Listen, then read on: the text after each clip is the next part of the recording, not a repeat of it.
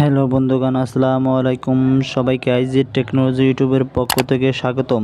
তো আজকে আমি আপনাদেরকে দেখাবো আমাদের বিকাশের পিন লক হয়ে গেলে, এমনকি পিন নাম্বার ভুলে গেলে আমরা কিভাবে ঠিক করব। তো আমরা নিজেই তো সেই প্রসেসটি আজকে আমি আপনাদেরকে দেখিয়ে দেব। তো এর জন্য প্রথমে আমরা চলে যাব আমাদের বিকাশ অ্যাকাউন্টে। আমি চলে গেলাম আমার বিকাশ অ্যাকাউন্টে। তো বন্ধুরা, আমরা জানি যে আমাদের বিকাশের পিন কিন্তু 3বার ভুল নাম্বার ডায়াল করলে কিন্তু আমাদের পিনটি লক হয়ে যাবে। তো আমরা দেখি আমাদের পিনটি লক করে আমরা আমাদের বিকাশ পিন কোডটি আমরা নিজেই ঠিক করতে পারি কি না। তো এর জন্য আমি কয়েকটি ভুল পাসওয়ার্ড দিলাম। তো আমরা ভুল পাসওয়ার্ড দিয়ে দেখি পিন নাম্বারটি সঠিক নয়। তো আবার আমি ভুল নাম্বার পাসওয়ার্ড দিলাম। তো আবার পিন নাম্বারটি সঠিক নয়। তো আবারও বন্ধুরা আমি ভুল পাসওয়ার্ড দিলাম। এই দেখুন আমরা 3বার কিন্তু হয়ে গেছে। তো দেখুন বন্ধুরা, আমাদের বিকাশের পিন নাম্বারটি কিন্তু ভুল হয়েছে 3বার। তো আমার এই বিকাশ নাম্বারটি কিন্তু পাসওয়ার্ড হয়ে গেছে। যেমন আমি সঠিক পিনটি বসিয়ে দিলাম। তো দেখুন বন্ধুরা, আমার 3বার দেওয়ার কারণে কিন্তু আমার বিকাশ পিনটি ভুল হয়ে গেছে। তো এইটি আমরা কীভাবে আমরা নিজেই ঠিক করব। তো আমরা এখন চলে যাব আমাদের ডায়াল পেডে। তো আমি চলে গেলাম আমার ডায়াল পেডে। তো এখানে বন্ধুরা আমি আমার বিকাশের কোডটি ডায়াল করব, *247#। আমি আমার বিকাশ নাম্বার এটি ডায়াল করব। তো এটি কিন্তু আমাদের সার্চিং হচ্ছে।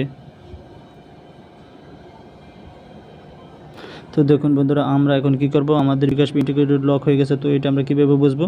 তো আমি বিকাশে দেখি আমার টাকাটি চেক করা যায় কি না, সেটি আমরা দেখব। তো 9 নম্বরে কিন্তু মাই বিকাশ, আমি আমার বিকাশটি চেক করব। তো সেন্টে ক্লিক করলাম। সেন্টে ক্লিক করার পর আবার বিকাশ চেক, আমি বিকাশ অনে লিখে আমরা এখন সেন্টে ক্লিক করবো। সেন্টে ক্লিক করলাম। বিকাশ পিনটি আমি বসিয়ে দেবো।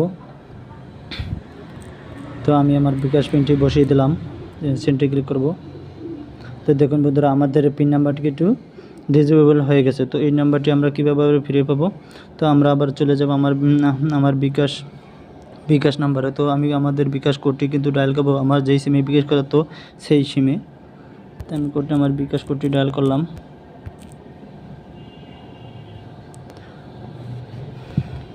তো ডায়াল করার পর দেখুন বড় আমাদের 10 নম্বরে যে রিসেট পিন, এই রিসেট পিন 10 নম্বরে ক্লিক করব। 10 উঠিয়ে 10 নম্বর সেন্টে ক্লিক করব। সেন্টে ক্লিক করার পর দেখুন বন্ধুরা, আমাদের বিকাশ অ্যাকাউন্টে কী দিয়ে আমরা এখানে খুলতে পারি। যেমন ইন্টারভিউর বিকাশ রেজিস্ট্রেশন, এনআইডি দিয়ে রেজিস্ট্রেশন করতে পারি। Passport, driving licence, passport driving licence দিয়েও আমরা এটাকে বিকাশ করতে পারি। তো এখানে আমাদের কি করছে, এনআইডি নাম্বার। তো আমি এনআইডি কার্ড দিয়ে করছি। তো সেই এনআইডি কার্ডের নাম্বারটি আমি বসিয়ে দিলাম। তো এখানে সেন্টে ক্লিক করব। আমি সেন্টে ক্লিক করলাম। সেন্টে ক্লিক করার পর বন্ধুরা এখানে বলছে enter the 4 digit for your birthday year. তো আমাদের জন্মসালটা এখানে আমার বসিয়ে দিতে হবে। আমি কত সালে জন্মগ্রহণ করেছি। তো আমি 1900 এত সালে জন্মগ্রহণ করছি। আমি এখানে বসিয়ে দিলাম আমার জন্মসালটা। তো সেন্টে ক্লিক করব। সেন্টে ক্লিক করার পর দেখুন বন্ধুরা এখানে কি বলছে, select on the for last 10 outgoings and transactions in 30 days. তো 30 দিনের যে কোনো একটি লেনদেন আমাদের কিন্তু এখানে বসাতে হবে। তো এখানে বন্ধুরা আমাদের যে 30 দিনের যে কোনো একটি লেনদেন বসাতে হবে। তো আমরা লাস্ট লেনদেন কত করছি, তো সেই নাম্বার এখানে বসিয়ে দিতে হবে। যদি আমি রিচার্জ করে থাকি রিচার্জের অপশনটিতে বসিয়ে দেবো। তো আমি যদি ক্যাশ আউট করি আমি ক্যাশ আউটটি বসিয়ে দিতে পারি। আমি আর যদি 30 দিনের মধ্যে যদি কোনো না বের করি, তাহলে সেই নো নেট ট্রান্সফার এখানে ক্লিক করবো। তো আমি কী করলাম, আমি জানি যে আমি লাস্ট রিচার্জ করছি। তো সেটি এখন আমি এখানে বসে তো অনেক সেন্ড করেছিলাম। যেমন আমি সেন্টে ক্লিক করবো। সেন্টে ক্লিক করার পর লাস্টে আমি কয় টাকা ইন্টার অ্যামাউন্ট কয় টাকা আমি বের করেছিলাম, যে সেন্ড করেছিলাম। যেমন 1500 টাকা সেন্ড করেছি, আমার স্মরণ আছে। তো আমি 1500 লিখে সেন্টে ক্লিক করবো। বন্ধুদেরকে সেন্টে ক্লিক করলাম। সেন্টে ক্লিক করার পর বন্ধুরা দেখুন request please wait confirmation SMS future dials. তো এখানে আমাদের কিন্তু একটি SMS দিয়ে জানাবে। তো দেখুন বন্ধুরা আমাদের কিন্তু একটি SMS দিয়েছে।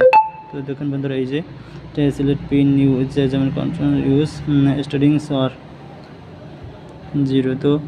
তো দেখুন বন্ধুরা আমাদের কিন্তু এই কোডটি দিয়েছে যে টেম্পোরারি পিন। তখন আমাদের একটি টেম্পোরারি পিন দিয়েছে। তো 885 7 অন 5টি সংখ্যা কিন্তু আমাদের টেম্পোরারি পিন দিয়েছে, এই যে দেখুন। তো আমরা এখন টেম্পোরারি পিনটা কীভাবে বসাবো, *247# আমার এই কোড বিকাশের কোডটি কিন্তু আমার বিকাশ নাম্বারে কিন্তু আমি ডায়াল করব। তো আমার সিমে আমি ডায়াল করলাম, ডায়াল করার পর বন্ধুরা এখানে অন ক্লিক করব। তো অনে প্রেস করব, সেন্টারে ক্লিক করব, সেন্টারে ক্লিক করার পর আবার অন প্রেস করব, অন উঠিয়ে আবার সেন্টারে ক্লিক করব। তো তাই দেখুন বন্ধুরা এখানে আমার ওল্ড পিন আসছে। তো আমি এখানে আমার ওল্ড পিনটি বসিয়ে দেবো, 8857 অন। তো এই কোডটি আমরা জানি ওল্ড পিনটি টেম্পোরারি পিনটি কিন্তু এই। তো এখন আমাদের কি বলেছে, ইন্টার এ 5 ডিজিট নিউ পিন।